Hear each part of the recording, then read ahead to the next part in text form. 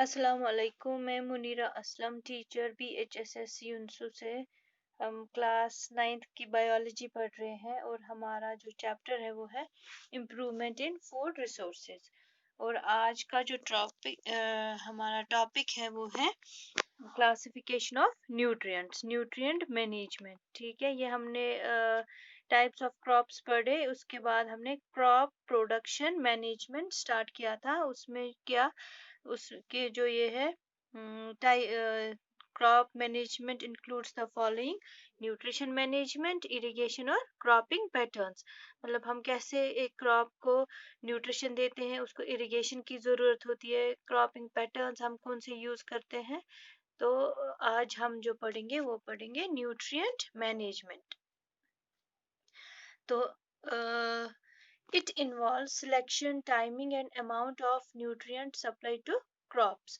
जैसे हमें न्यूट्रिशन की ज़रूरत होती है डेवलपमेंट ग्रोथ के लिए, इसी तरह हमारा जो क्रॉप है उसको भी बढ़ने के लिए, ग्रोथ के लिए न्यूट्रिशन की ज़रूरत होती है। अब वो न्यूट्रिएंट हम कौन सा देंगे, किस टाइम पे देंगे, कितना देंगे, अमाउंट कितना देंगे, ताकि जो हमारा क्रॉप प्रोडक्शन हो वो हेल्दी हो, क्वालिटी वाला हो और क्वांटिटी भी अच्छी हो।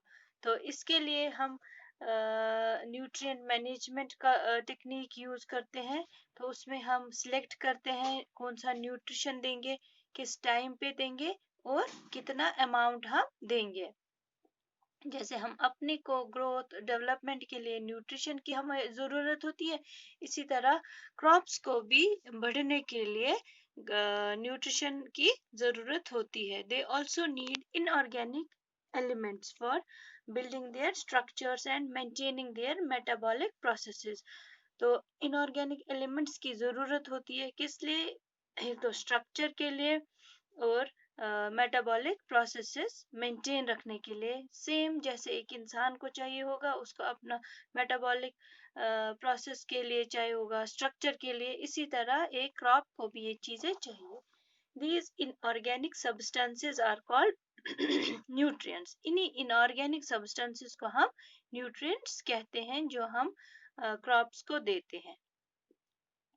Nutrients are supplied to plants by the following ways. अब कैसे हम इन न्यूट्रिएंट्स जो है प्लांट को सप्लाई करते हैं, किस through? Air, through water and soil. Air से plant oxygen and carbon dioxide हासिल करता है, वाटर से मिनरल्स वो पहुंचाता है इसको, सॉइल से भी मिनरल्स मिलते हैं और बाकी फर्टिलाइजर्स वगैरह सॉइल से मिलते हैं क्रॉप को, ताकि इसको न्यूट्रिशन मिले। Plants require a lot of nutrients, but some in large and some in small amount।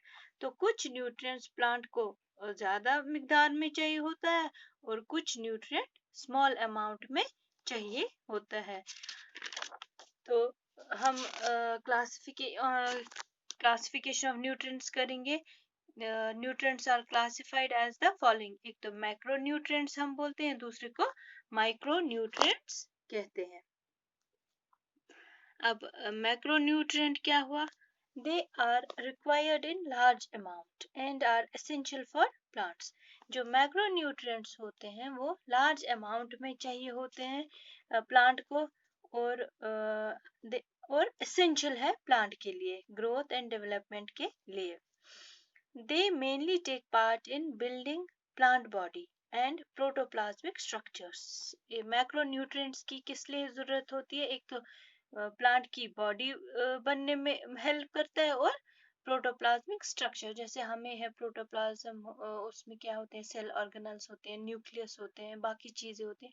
इसी तरह प्लांट को भी बढ़ने के लिए, बिल्डिंग प्लांट बॉडी बनने के लिए प्रोटोप्लाज्मिक स्ट्रक्चर वगैरह इन सब की जरूरत होती है।